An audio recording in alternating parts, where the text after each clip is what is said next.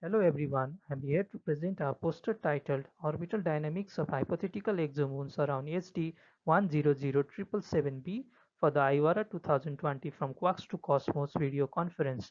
The two collaborators for this research project are me, Ayush Gautam, and Angel Basyal, both from Tribhuvan University of Nepal. In this work, we have studied the orbital evolution of two hypothetical exomoons of masses equal to Earth mass and Moon mass respectively orbiting a Jupiter-type exoplanet Laliguras in the SD 1007777 Sagarmatha star system. We have thus determined the orbital parameters that yield the most stable orbits for both the exomoons. First, let us cover some background for the project. The observational techniques such as cyclotron radio emission, photometric transit timing, and radial velocity methods have discovered more than 4,000 exoplanets, but they are currently not precise enough to detect exomoons. There is only one exomoon candidate currently, Kepler 1625b1, which was put forward by Tichy and Keeping in 2018. The orbital stability of such exomoon candidates can be predicted with computational simulations. For the research project, we have chosen a similar system to the Tichy and Keeping system with the Jupiter mass planet Laliguras orbiting a sun-like star Sagarmatha. The project studied the feasibility of the Earth-sized and Moon-sized exomoons as a restricted three-body problem, where the mass of the third body is very small compared to the masses of the two primary bodies, such that its gravitational influence on the two primary bodies can be neglected. We have used the Ribbon Python library for n-body simulations, and the specific integrator used for the research project was IAS15. Before performing direct orbital simulations, we first needed to determine the chaos present in the orbital configurations of the Moon. Chaos refers to the sensitive dependence of the long-term evolution of a dynamical system upon its initial conditions. Chaos has important implications for the dynamical stability of the particular exomoon as well as the long-term evolution of the whole system. For this purpose, we have implemented the Megno-chaos indicator, which allows us to separate the regions of quasi-periodicity, aperiodicity, and chaos present in the phase space of the orbital elements of the system. The Megno value can be calculated by the given formula, where alpha and beta are two parameters. For a quasi-periodic initial condition, the Megno value converges to a small value near 2, whereas for the chaotic orbits, it exponentially diverges as lambda t by 2, where lambda is the maximum Lyapunov exponent of the orbit.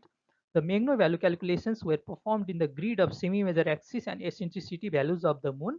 The lower Megno values represent greater stability of the orbits. The plot below shows the Megno value map for the Earth mass Moon. Here, the red regions represent the chaotic regions, whereas the green regions represent the quasi-periodic regions. After determining the quasi-periodic and chaotic regions, we can then perform the direct orbital simulations for a specific time to determine the long-term stability of the system.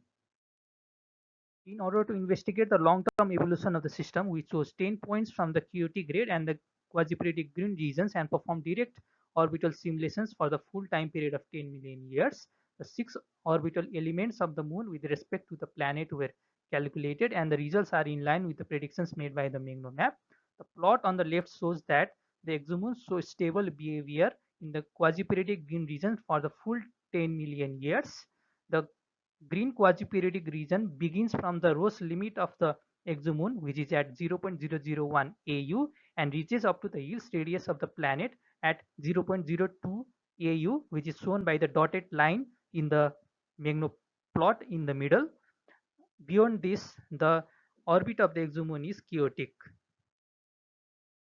This is further confirmed by the plot on the right, which shows that there are ejections of the exomoons within the first 10,000 years when the starting points are chosen in the red chaotic region. Also, at higher eccentricities, the red chaotic region encroaches upon the quasi-periodic green regions, which are reminiscent of Cockwood gaps. Hence, the best configuration for both exomoons to show quasi-periodic orbits was for semi-major axis from 0.01 to 0.012 AU and at lower eccentricities. Hence, we conclude that regions of stable orbits can exist for both moons in our system. In future, we will explore more about the Korkut-like gaps and also extend our analysis to 50 million years. Finally, I take this opportunity to thank Dr. Shikshna Bhattrai and Dr. Suman Satyal for their guidance. I'll also thank the organizers of IORA 2020 video conference for this opportunity. Thank you for your time.